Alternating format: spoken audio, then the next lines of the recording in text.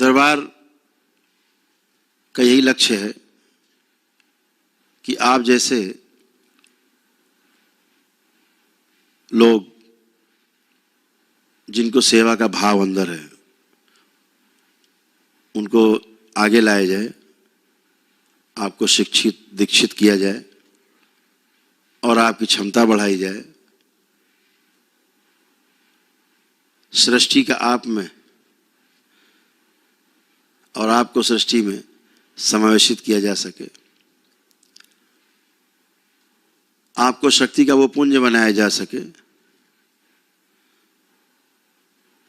जिससे गंदी और आसुरी शक्तियां, मानव जाति के खिलाफ काम करने वाली शक्तियां, उसके विरुद्ध सोचने वाली और करने वाली शक्तियां दुबक के बैठ जाएं कोने में, भयभीत हो जाएं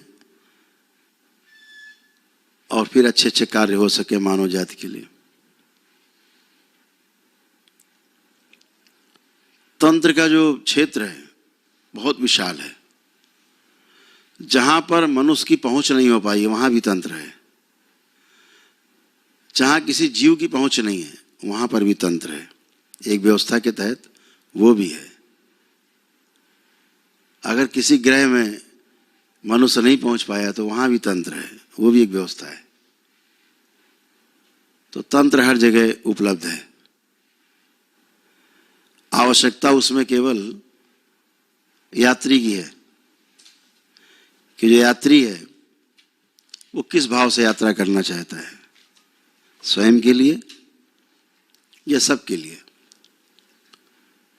मैं बार बार कहता हूं कि जब स्वयं के लिए काम करना होता है तो ध्यान देने की आवश्यकता पड़ती है और ध्यान करने की आवश्यकता पड़ती है। दो तरह से हमने आपको वो चीजें बताई हैं। तो जब भी समाज में आप जीने जाते हैं लोगों के साथ तो आपको ध्यान देना पड़ता है। जब स्वयं के साथ जीते हैं लोगों के साथ तो ध्यान देने की आवश्यकता पड़ती है। जब अकेले जीने जाते हैं केवल तो वहां ध्यान करना होता है। ध्यान करते करते ध्यान होना होता है। ध्यान होते होते सविकल्प से निर्विकल्प की ओर यात्रा होती है और फिर सदा सदा के लिए खो करके पाना होता है। ये एक व्यवस्था है।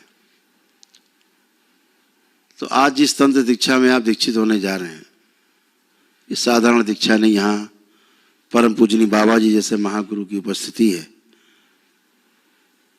माँ की उपस्थिति यहाँ पर है। माँ के साथ हमारी सभी माताओं की उपस्थिति है यहाँ पर, जिनका संरक्षण आपको और आपके परिवार को मिला हुआ है, जिन्होंने आपको शुद्ध और बिल्कुल शुद्धि की है और आपको जीने लायक बनाया है, जिंदा रहने के लिए और जिंदा जीने लायक बना दिया है आपको।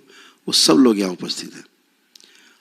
उनकी दृष्टि के नीचे आपकी दीक्षा होने जा रही है, ये ध्यान रहे। ये भी आपको ज्ञात है कि इस दरबार से कोई बात छिपी नहीं रहती।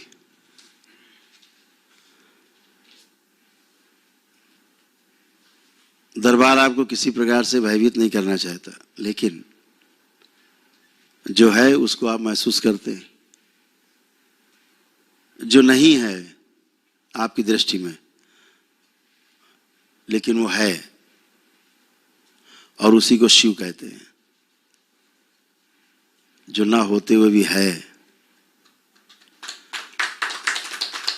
और जो होते हुए भी नहीं है वही शिव है। तो उसके आप आगोश में हैं। जैसे घना कोहरा होता है, आप बीच में चले जा रहे होते हैं कोहरे के बीच में, ऐसे शिव है चारों ओर, ऐसे शक्ति है चारों ओर। आपको लगता मैं जा रहा हूं लेकिन घना कोहरा आपके चारों ओर है। ऐसे शक्ति है, शिव है। जब कोहरा नहीं पड़ रहा है तब भी आप समझ लो कि आप ऐसे ही चारों ओर शिव और शक्ति के घेरे में हैं। आप दरबार के घेरे में हैं, बाबा और माँ के संरक्षण में हैं, सुरक्षित हैं। ये दरबार भोग काटने के लिए लोगों के इसका अवतरण हुआ। शुरुआती तौर में देखा जाए तो आपकी कुंडलिनी को खोलना बंद करना इस दरबार की क्षण भर की बात है, आप देखते ही हो। और यही कुंडलिनी खुल जाए इसके लिए बार बार व्यक्ति जन्म लेता है।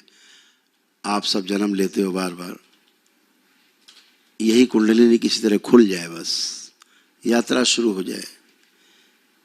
ये पूरी यात्रा, ये दरबार आपको एक क्षण से भी कम समय में करा सकता है, और दरबार कराता है। जो दरबार के सेवक हैं, सेवा में रहते हैं, इनको दरबार यात्रा कराता है। क्षणों में ब्रह्मांड की यात्रा करते हैं, क्षणों में। ये छोटे छोटे बच्चे जो सेवा कर रहे हैं ना, ये संसार के बड़े बड़े साधकों से भी ज्यादा इनको ज्ञान है। ज्ञान का अर्थ अनुभव है, किताबी ज्ञान नहीं है। किताबी सूचना है, वो ज्ञान नहीं है, लेकिन अनुभव है इनके पास जबरदस्त।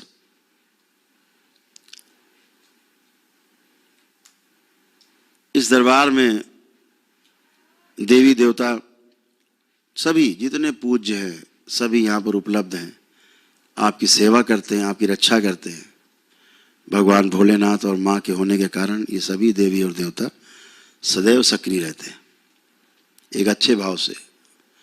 आप दरबार के गेट में अंदर घुसते हो, कितना भी कलुषित भावना का व्यक्ति हो, अंदर घुसते ठंडक महसूस होती है। एक उसको आनंद का अनुभव होता है, उसको एक आनंद का अनुभव होता है।